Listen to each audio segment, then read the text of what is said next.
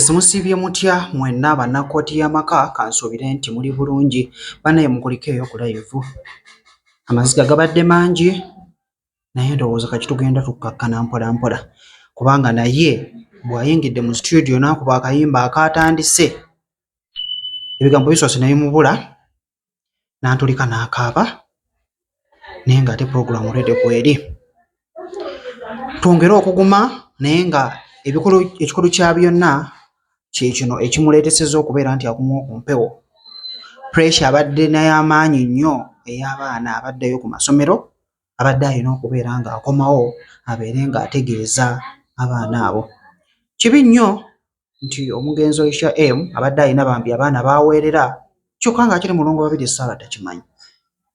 Kyova olaba nti abantu bakuuma ebyama naye bwakuvaako otegeera nti omuntu ono abadde n'ekyama kye yakuuma nga nange omuntu andi ku lusegere sikola ki sikimanyi.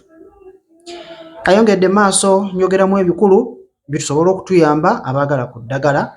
Ayongedde maaso n'atugamba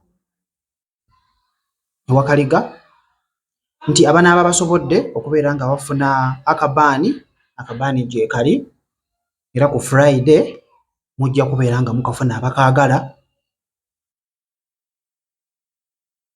N'ayongera maaso n'atugamba nti tukozesenga omukisa oguliwo. Omusomo ogwasembayo alinga ng'eyamanya nti gugenda okubeera nga gusembayo.